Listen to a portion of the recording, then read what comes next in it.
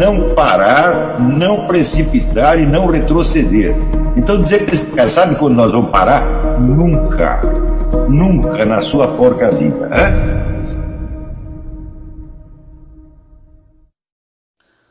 E aí pessoal do canal, tranquilo?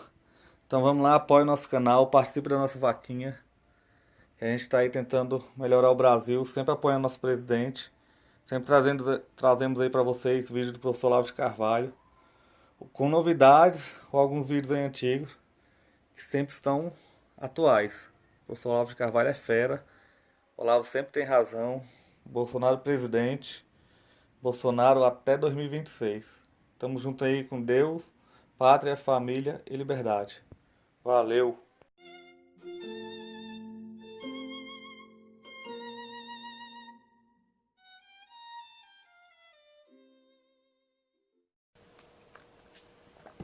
Esse modo parcial de os objetos se revelarem uns aos outros, parcial e sucessivo, isto para mim não é uma limitação da percepção humana, mas é um dado da própria estrutura da realidade. Eu já voltei a esse assunto muitas vezes. Quer dizer, as limitações da nossa percepção correspondem a limitações que o objeto tem na sua forma de exibição. Eu não posso vê-lo por todos os lados ao mesmo tempo, porque ele não pode estar por todos os lados ao mesmo tempo.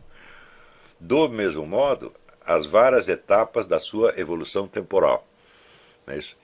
Ele não pode vivê-las todas instantaneamente e por isso mesmo eu não posso vê-las todas num certo instante. Tudo aquilo que eu vejo está, por assim dizer, preso naquele momento específico, naquele momento em particular. Eu sei que há outros momentos ali e sei que houve outros momentos para trás, mas eles não podem se mostrar, eles só podem aparecer para mim sob forma virtual. O que eu quero dizer com este virtual? O virtual é uma potência que o objeto tem, tá certo, de atualizar outros aspectos, outras qualidades, outras possibilidades do seu modo de ser. E, em todo ato de percepção, o que chega até nós não é somente a forma externa de uma essência, mas uma antecipação, tá certo, coerente com essa essência, evidentemente, dos demais aspectos que ele pode exibir em seguida. O exemplo, se você vê um cachorro, bom, você sabe que ele pode latir ou ficar quieto, ele pode levantar ou ficar deitado, mas você sabe também que ele não vai sair voando. Tá certo? Se você não souber, se houver alguma dúvida a respeito, então você tem uma dúvida se é um cachorro. Quer dizer, no instante que você percebe uma essência, você não percebe só uma forma estática. Imaginar que a essência é uma forma estática, se a essência fosse uma forma estática, ela não poderia se manifestar jamais. Quer dizer, a essência é um conjunto de potencialidades, de possibilidades, todos coerentes, que podem se manifestar. Quer dizer, coerentes não só nas suas possibilidades de ação, mas nas possibilidades de paixão, isso é, a possibilidade de receber a ação dos outros e, portanto, na coleção dos acidentes que ela pode sofrer. É impossível você delinear de antemão todos os acidentes que um objeto pode sofrer, mas você já sabe de antemão que todos esses objetos têm de ser coerentes com a essência, porque senão não chega lá.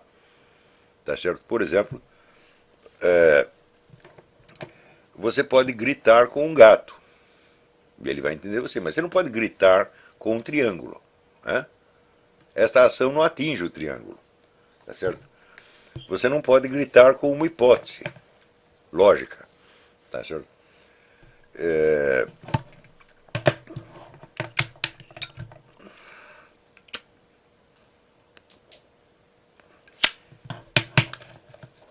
Então, até mesmo o conjunto ilimitado dos acidentes que um ente pode sofrer tem que estar, de algum modo, coerente com a essência. E, de algum modo, alguns desses acidentes possíveis você percebe imediatamente.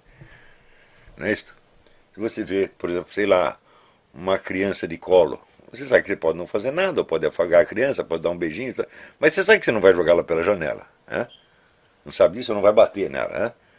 Então, vamos dizer, são ações possíveis que você pode desempenhar em face do objeto e, portanto, ações que o objeto pode receber. Não é isso? Você sabe também que você pode falar com o bebê de colo e que ele vai ouvi-lo.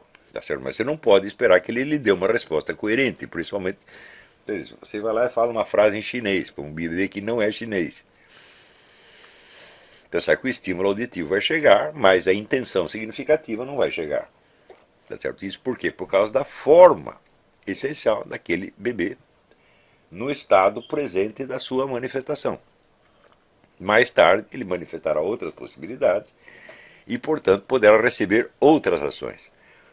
Então, o que eu chamei aqui de perspectiva rotatória, quer dizer que você fazer um giro em torno do objeto para você perceber algumas possibilidades dele, sem as quais ele não faria sentido, sem as quais ele não seria o que é, corresponde na gnoseologia, na teoria do conhecimento, àquilo que, na esfera ontológica, eu denomino o círculo de latência. E o círculo de latência é o conjunto dos aspectos, propriedades e acidentes que um ente pode manifestar, não teoricamente, mas de imediato. E se você não percebe essa possibilidade imediata, então você percebeu apenas o quê? Uma essência ou uma ideia, não um ente real. Isso é fundamental. Entendeu? Quer dizer, qualquer ente real que você perceba, seja uma formiga, né? Você percebe uma formiga, você diz, oh, essa formiga pode parar no meu açucareiro.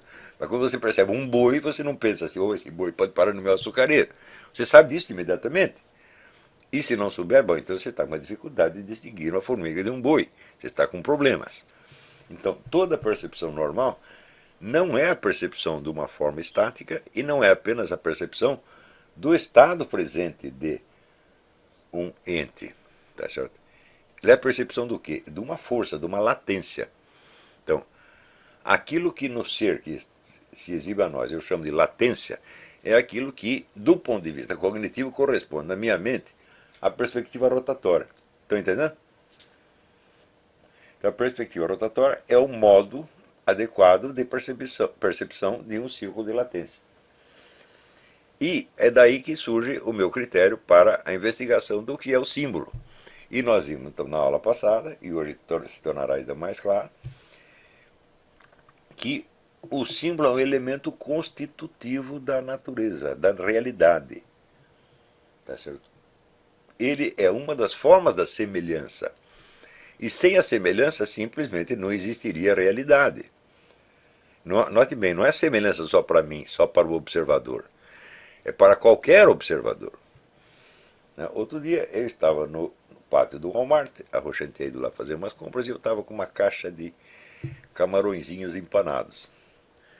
E eu comecei a comer os camarõezinhos e jogava os rabos pela janela.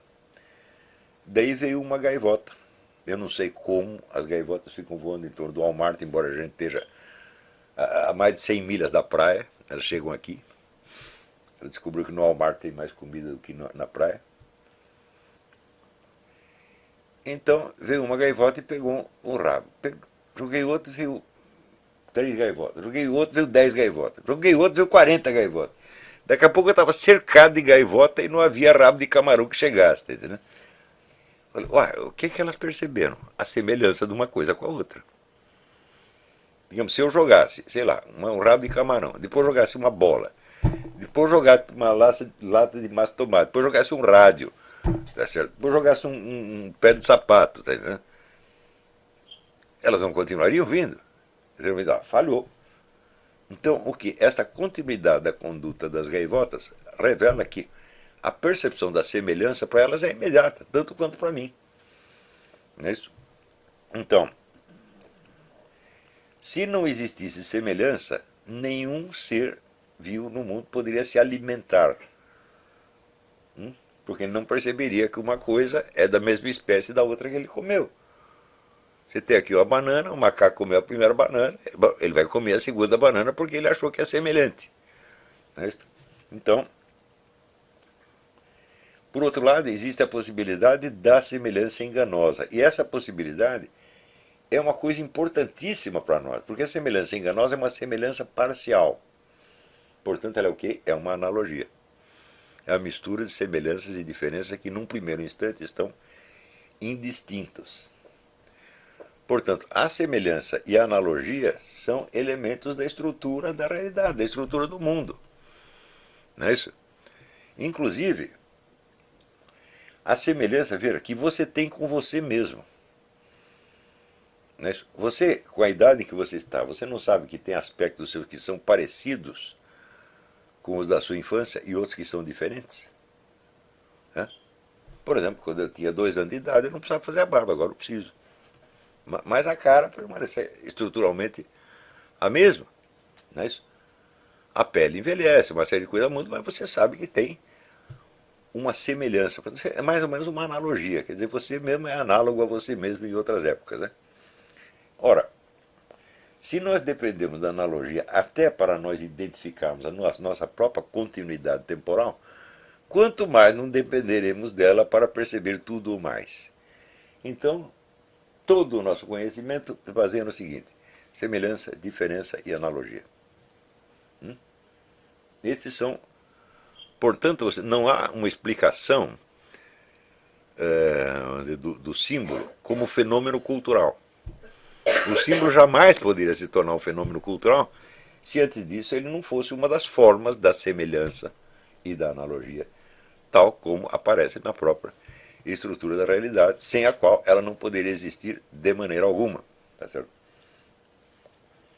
Então, eu assinalei ali algumas maneiras diferentes de você interpretar o símbolo. Que uns interpretam o símbolo como uma expressão da nossa psique, outro como expressão da cultura, outros como expressão de uma revelação sobrenatural. Eu digo, bom, todos eles, nenhum deles está dizendo o que é o símbolo. Né? Está dizendo apenas de que o símbolo é símbolo, o que ele simboliza.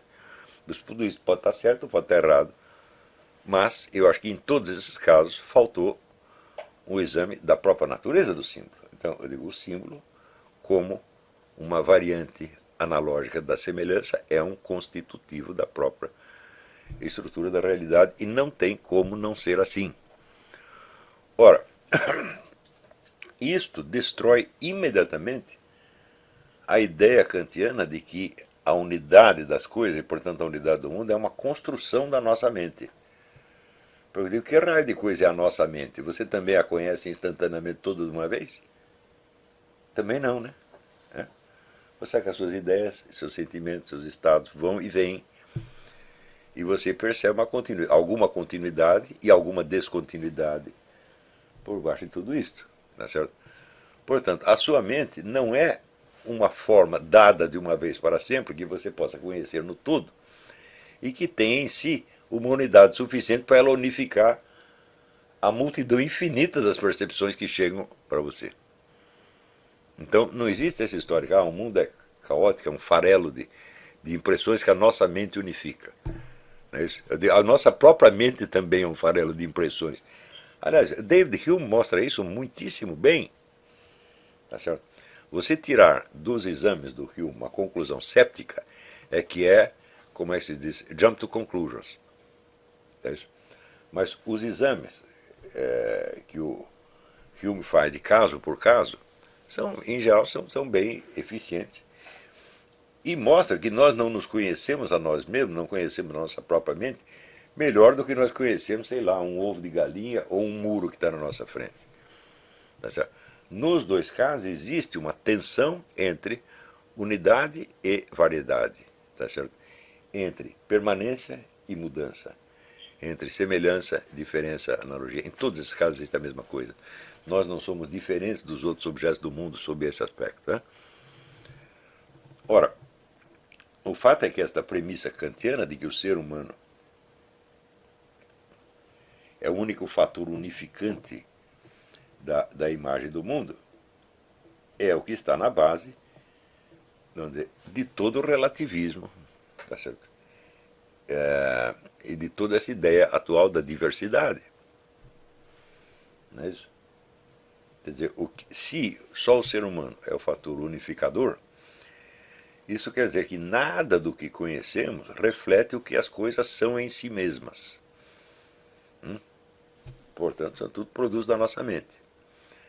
Nós podemos conversar uns com os outros e comparar o que eu percebo com o que você percebe, com o que o fulano percebe, etc, etc. Mas, em nenhum desses casos, haverá diante de nós um objeto que seja o juiz das nossas percepções. Então, é como se você dissesse, bom, se você vê um elefante com asas, não há nenhum elefante para dizer, informar você, eu não tenho asa nenhuma. Não é isso? E então, isso quer dizer que o ser humano se torna a medida da realidade e o juiz de toda a realidade.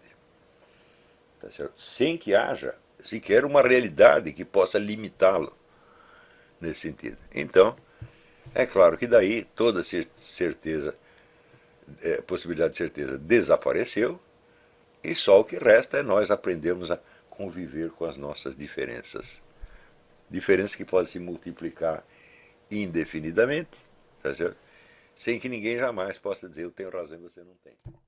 E aí, pessoal, estamos mandando aí caneca para todo o Brasil. Muito obrigado ao pessoal que ajuda o nosso canal aí adquirindo as canecas. Também é uma forma da gente interagir. Muito obrigado. Também valeu aí pelas dicas, pelos comentários aí positivos ao nosso canal. Muito obrigado mesmo. Isso aqui é uma forma da gente manter o canal no ar. Tranquilo? Tamo junto aí, galera. Forte abraço. Muito obrigado a todos. Quem quiser é só encomendar. Essa daqui já vai para São Paulo, Rio de Janeiro. Todo o Brasil a gente manda. Valeu, tamo junto. O que a direita não aprende comigo, a esquerda pelo menos tenta aprender.